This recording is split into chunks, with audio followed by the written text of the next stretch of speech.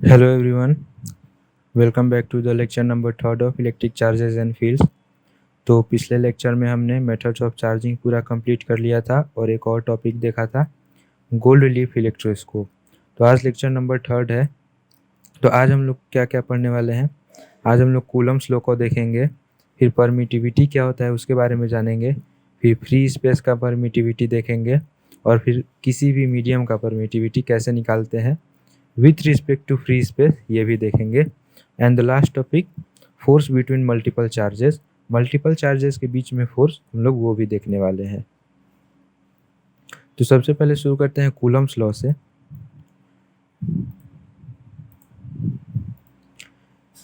तो आपको पता है कि जैसे दो चार्जेस है, एक यहाँ पे चार्ज है और एक यहाँ पे, और ये r डिस्टेंस पे रखे हुए हैं।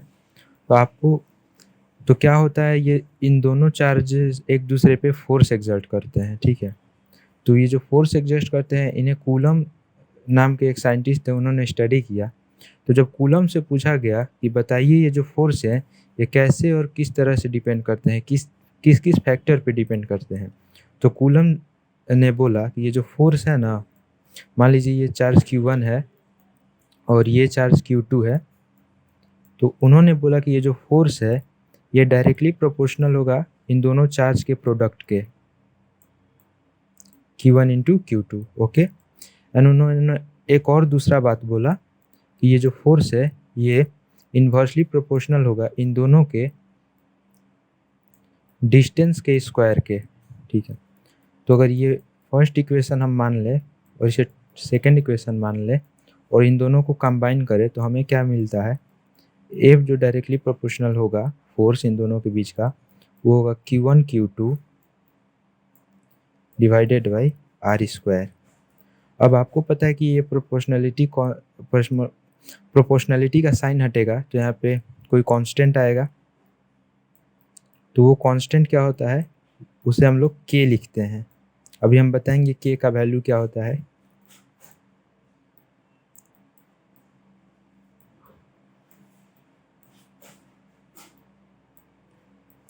तो जो फोर्स आया वो इतना आया, force is equal to k Q1 Q2 by are square. Okay. अभी इस k को देखते हैं, प्रोपोर्शनलिटी कांस्टेंट को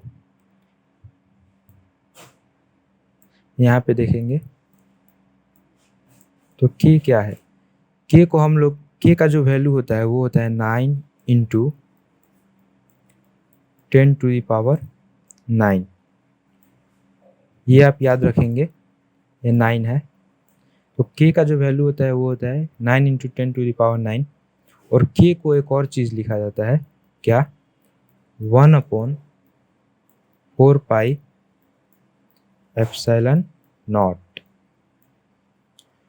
तो आप यहाँ पे ये तो जानते हैं ये नंबर है 1, 4 भी नंबर है, पाई भी 22/7 ये भी आप जानते हैं। आप क्या नहीं जानते हैं यहाँ से, तो आप एप्सिलॉन नॉट नहीं जानते हैं। तो हम लोग अब इसी को स्टडी करेंगे डिटेल में। एक बार जो लिखा हुआ है वो पढ़ लेते हैं कूलम्स लॉ के बारे में, और ये हमने जो अभी बताया ये सब आप ध्यान रखेंगे। तो कूलम्स लॉ क्या कहता है, the magnitude of electrostatic force between the to object is, ये जो दो चार्जेस हैं इन दोनों के बीच में जो फोर्स लगेगा उनका मैग्नीट्यूड जो है वो डायरेक्टली प्रोपोर्शनल होता है प्रोडक्ट ऑफ टू चार्जेस के। कूलम ने बोला कि इनका जो मैग्नीट्यूड होता है वो इन दोनों चार्जेस के प्रोडक्ट के डायरेक्टली प्रोपोर्शनल होता है and inversely proportional to the square of distance between them. और ये जो इन दोनों के बीच का डिस्टेंस है इसके इन्वर्सली प्रोपोर्शनल होता है, ठीक है। और क्या लिखा है, and acts along the line joining there centre. और ये जो फोर्स है ना ये एक्ट करता है लाइन ज्वाइनिंग देयर सेंटर, मतलब ये Q1 और Q2 को कौन सा लाइन ज्वाइन कर रहा है, ये देखिए ये वाला लाइन ज्वाइन कर रहा है।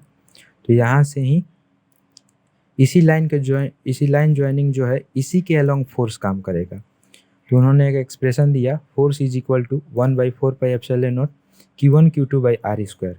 ये आप याद रखेंगे। आपको ये सब पता है, ये Q1 Q2 दोनों चार्ज है, दोनों चार्ज का प्रोडक्ट है आर स्क्वायर। आर इन दोनों के बीच का डिस्टेंस है, 1 पता है, 4 पता है, पाई पता है, आपको एप्सिलॉन नॉट नहीं पता है।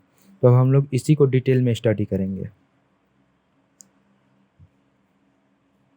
तो ये एप्सिलॉन नॉट को हम लोग बोलते क्या है, इसे बोलते हैं परमिटिविटी ऑफ फ्री स्पेस। तो पहले हम लोग समझते हैं परमिटिविटी क्या होता है। Permittivity is the property of a material or a medium that affects the Coulomb force between the 2 points charges when placed in a medium। आप यहाँ देखिए, ये जो दो चार्जेस रखे हैं, ये किसी न किसी मीडियम में रखे हो सकते हैं। या तो ये पानी में रखे हो, एयर में रखे हो, या फिर वैक्यूम में रखे हो।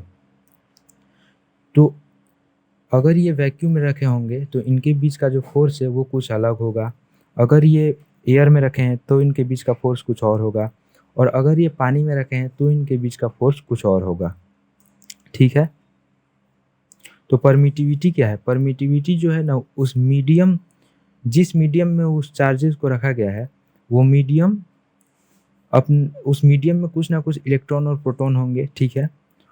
वो मीडियम क्या करता है, अपने इलेक्ट्रॉन्स और प्रोटॉन को परमिशन देता है उन जो फोर्स लग रहे हैं उन दोनों चार्जेस के बीच में, उन्हें अफेक्ट करने के लिए।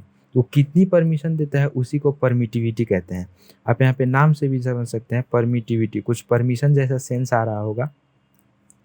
तो एक बार और पढ़ते हैं। Permittivity is the property of material or a medium. Permittivity medium की प्रॉपर्टी है, जिस मीडियम में उन चार्जेस को रखा गया है, that affects the Coulomb force between the 2 point charges। और वो जो अफेक्ट करता है कूलम्स लॉ को, कूलम्स फोर्स होता है ना जो 2 पॉइंट चार्जेस के बीच में, उन्हें अफेक्ट करता है, वो होता है परमिटिविटी। ठीक है। यहाँ पे आप कूलम्स लॉ में एक बात और ध्यान रखेंगे, ये जो कूलम्स लॉ है वो केवल पॉइंट चार्जेस के लिए एप्लीकेबल है। अगर यहाँ पे चार्ज डिस्ट्रीब्यूटेड हो, या फिर सरफेस चार्ज डेंसिटी यहाँ पे आ जाए, लीनियर चार्ज डेंसिटी, तब हम लोग कूलम्स लॉ नहीं लगाते, वहाँ हम लोग इंटीग्रेशन से निकालते हैं। वो जब क्वेश्चन प्रैक्टिस हम करवाएंगे आपको, तब हम वो वाला क्वेश्चन लाएंगे और उसी में आपको पूरा थ्योरी बताएंगे। तो आप यहाँ से क्या बात याद रखेंगे कि ये जो कूलम्स लॉ है ये ओनली पॉइंट चार्जेस के लिए एप्लीकेबल है। ठीक है। परमिटिविटी देख लिया हमने, ये मीडियम की प्रॉपर्टी होती है जो अफेक्ट करता है कूलम्ब फोर्स दोनों चार्जेस के बीच में। यहाँ पे कुछ बातें लिखी हुई हैं। Coulomb force is maximum for vacuum. जो कूलम्ब फोर्स होता है ये वैक्यूम के लिए मैक्सिमम होता है। ठीक है। Force in other medium can be measured relative to it. ये अभी हम लोग आगे समझेंगे रिलेटिव परमिटिविटी में। ठीक है। तो आपने परमिटिविटी तो समझ लिया, लेकिन परमिटिविटी ऑफ फ्री स्पेस का मतलब क्या है, अब ये हम लोग समझते हैं। यहाँ पे ये जो फ्री स्पेस है इसका मतलब होता है वैक्यूम।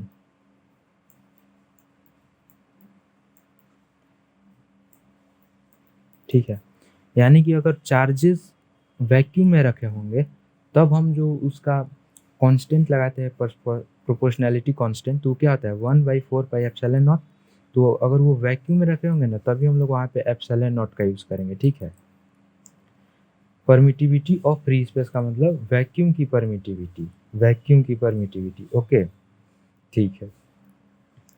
अब एप्सिलॉन नॉट की वैल्यू हम लोग को याद रखनी होगी। एप्सिलॉन नॉट क्या है? वैक्यूम की परमिटिविटी, ये आप याद रखेंगे। Permittivity of vacuum epsilon not, इसकी वैल्यू होती है 8.85 इंटू 10⁻⁻12 फराड पर मीटर। ओके, ये आप याद रखेंगे। जितने भी टॉपर्स होते हैं उन्हें ये वैल्यू याद होती है, तो आप ऐसा मत कहिएगा कि हम रट रहे हैं, ये आपको याद होनी चाहिए। कोई ज़्यादा हार्ड नहीं है, 1-2 बार ऑब्जर्व करेंगे याद हो जाएगा। 8.85 इंटू 10⁻⁻12 फराड पर मीटर। ओके,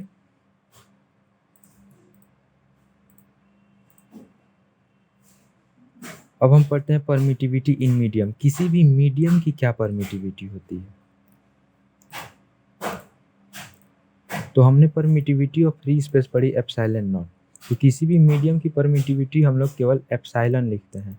ये परमिटिविटी ऑफ फ्री स्पेस है, यानी वैक्यूम की परमिटिविटी, और ये किसी भी मीडियम की परमिटिविटी है।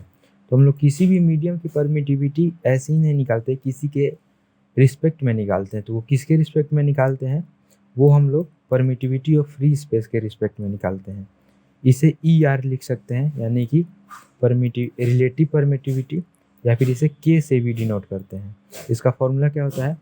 आपको जिस मीडियम की परमिटिविटी निकालनी है उसे ऊपर रखेंगे, परमिटिविटी ऑफ मीडियम, उसे डिवाइड करेंगे परमिटिविटी ऑफ फ्री स्पेस से, ठीक है, यही फॉर्मूला होता है। और ये इक्वल होगा परमिटिविटी ऑफ, सॉरी, ये के बराबर, रिलेटिव परमिटिविटी के बराबर। ओके, इतना आप याद रखेंगे। अभी हम दिखा रहे हैं कैसे इसे यूज़ करेंगे।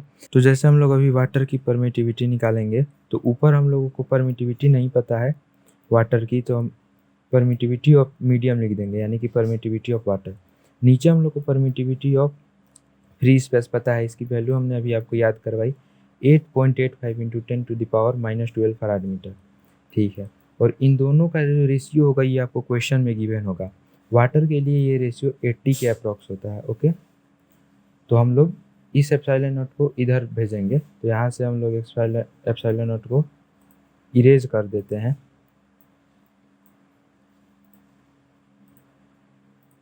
यहाँ से इरेज कर दिया, और इस साइड भेजेंगे तो यहाँ पे एप्सिलॉन नॉट हो जाएगा। और एप्सिलॉन नॉट की वैल्यू हमें पता है क्या, 8.85 इंटू 10⁻12 फराड पर मीटर। ओके, तो हम लोग अगर इसे मल्टीप्लाई कर देंगे तो हमें मिल जाएगी वैल्यू, और ये जो के का वैल्यू है ये आपको क्वेश्चन में गिवन होगा, ठीक है। अब नेक्स्ट बढ़ते हैं आगे। Force between multiple charges, force between multiple charges क्या होता है, ये प्रिंसिपल ऑफ सुपरपोजिशन कहते हैं इसे। क्या होता है, net charges on any charge is a vector sum of all the charges force acting on the charge.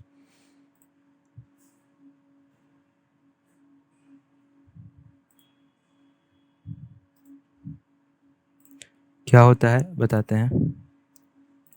आपने कूलम्ब्स लॉ में देखा कि किसी दो चार्ज के बीच में फोर्स के होते हैं 1/4πε0 Q1 Q2/r²। अगर बहुत सारे चार्ज हो और हमें इस वाले चार्ज पे फोर्स निकालना हो तो हम कैसे निकालेंगे।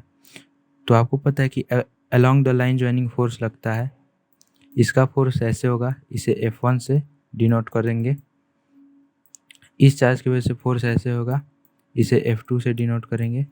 इस चार्ज की वजह से फोर्स, एक सेकेंड,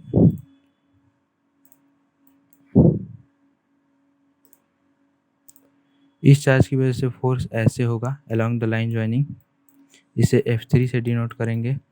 इसकी वजह से फोर्स ऐसे होगा, इसे F4 से डिनोट करेंगे। और इसकी वजह से भी फोर्स ऐसे होगा, इसे F5 से डिनोट करेंगे। तो जो इस वाले चार्ज पे फोर्स नेट होगा ना, F नेट, वो क्या होगा, वेक्टर सम होगा इन सभी फोर्सेस का, F1 plus F2 plus F3 plus और जितने भी चार्ज हैं, ठीक है।